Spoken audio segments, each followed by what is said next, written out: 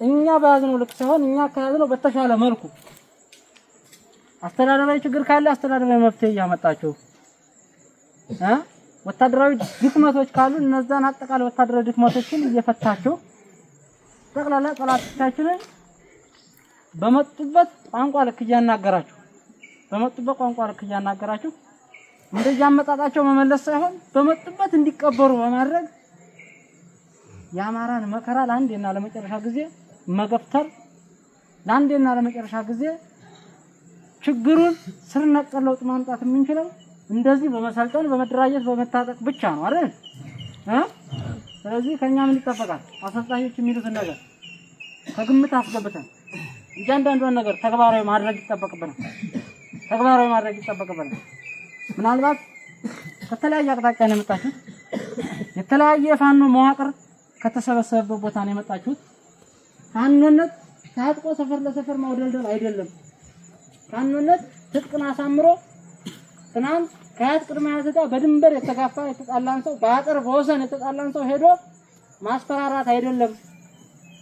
ፋኖነት ከራስ በፊት ለህዝብ መውደቅ ነው። ከራስ በፊት ለህዝብ መሞት ነው። ከራስ በፊት ለህዝብ ዋጋ መክፈል ነው ፋኖነት ማለት።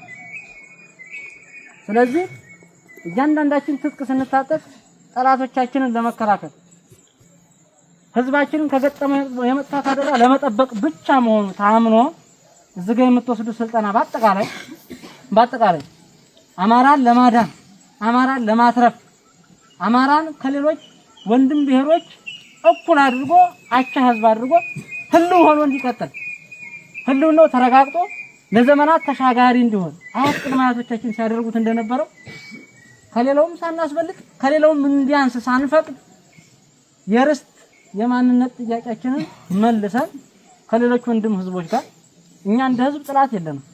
ኦሮሞ ጥላታችን አይደለም። ጥላታችን ማን ነው? አማራን ለማጥፋት የተዘጋጀ ኃይል በሙሉ ጥላታችን ነው። የአማራ ሚሊሻ አማራን እያጠፋ ነው እያስጠፋ ነው አብሮ ጥላታችን ነው። ኦሮሞ ስለሆነ አይደለም ጥላት የሆነን አያችሁ አይደለም።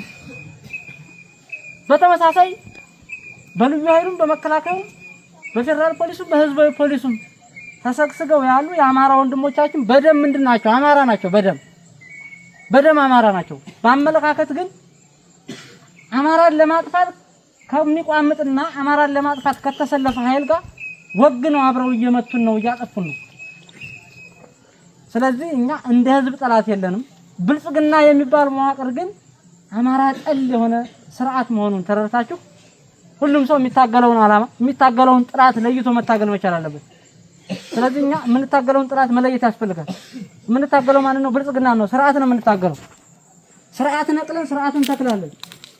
ስር ነቀል ለውጥ ነው የምናደርገው። ጥገናዊ ለውጥ የተተሸተሸ ነገር አይደለም የምንታገለው።